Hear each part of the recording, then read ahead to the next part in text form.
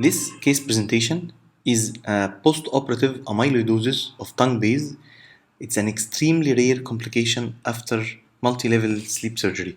My name is Dr. Ahmed Yassin Bagat. I'm a lecturer of otolaryngology at Alexandria University and I'm a consultant of sleep surgery.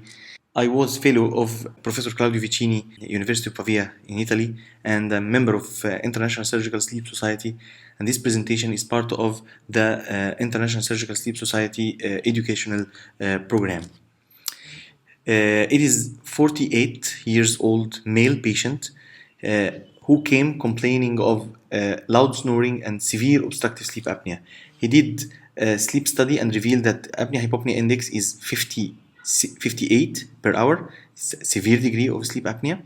He was operated in Jordan, elsewhere on December 2016 by multi-level surgery.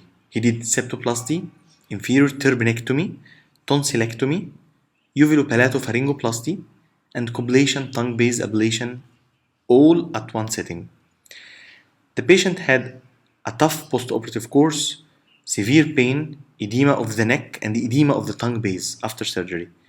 The patient suffered from dysphagia, difficult breathing, and persistent snoring and obstructive sleep apnea after surgery. He also reported change of voice after surgery. On presentation, the patient had diffuse submental and submandibular edema, diffuse edema in the neck, firm edema, and edema of the tongue, firm edema of the tongue, you can palpate it with your finger, limited mouth opening, and limited tongue movement and tongue protrusion. When we did awake flexible laryngoscopy, we found that, I'll fast forward it for sake of time, we found that in the nasopharynx there is some retropalatal adhesions, some narrowing in the retropalatal space, and we found that the vocal cords are okay, bilateral mobile vocal cords, no organic lesion in the vocal cords, but there was like here adhesions between the lateral border of the tongue and the lateral oropharyngeal walls.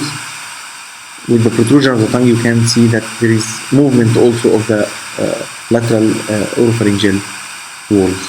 So there was a limitation in the movement of the tongue edema, tongue base edema, and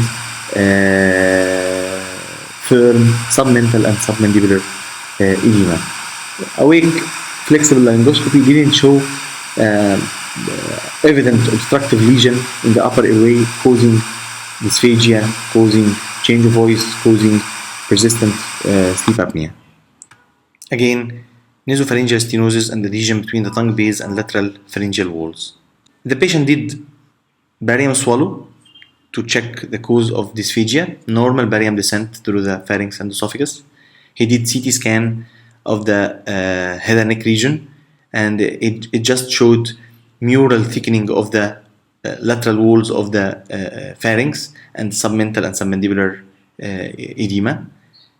MRI of the neck with gadolinium contrast showed retropalatal adhesions, and it showed what they called in the radiology pterygoid rhabdomyolysis, that is swelling of the both pterygoid muscles, and again mural narrowing of the airway and thickening of the walls of the oropharynx and hypopharynx. We did sleep endoscopy for the patient. We gave the patient propofol and sedate the patient in order to visualize what's going on. And for sake of time, we inserted the scope downwards, and we found that the vocal cords are okay, and there is no affection, no organic lesion in the pharynx. But again, when we visualized here the airway, we found that here's the finding of sleep endoscopy: lateral collapse of the oropharynx and hypopharynx, and there is No organic lesion causing obstruction, just collapse. There is thickening of the wall of the pharynx, lateral wall of the pharynx. The decision taken by Professor Claudio Vicini to take a punch biopsy from the tongue base and to do fine needle aspiration cytology from the submental and submandibular edema tissue. And biopsy revealed fibrous tissue with amorphous eosinophilic materials in the tongue base biopsy. No malignancy, no lymphoproliferative process to exclude lymphoma or other malignancies of the tongue base. When we stained the biopsy with the special stain, the Congo red stain, the diagnosis confirmed to be amyloidosis. So it was amyloid protein deposited in the tongue base. The patient was referred to hematologist to identify the etiology of the amyloidosis. The patient was investigated by complete lab and the immunological tests with bone marrow biopsy, and the bone marrow biopsy revealed to have the following. Protein electrophoresis immunofixation are suggestive of plasma cell myeloma. Patient was diagnosed to have some sort of multiple myeloma as a cause of deposition of amyloid substance in the tongue base. The patient started chemotherapy and steroids. He improved as regards tongue base edema and neck edema. His swallowing improved and dysphagia decreased, but unfortunately he had to be on CPAP therapy for sleep apnea to avoid the collapse of the upper airway during sleep.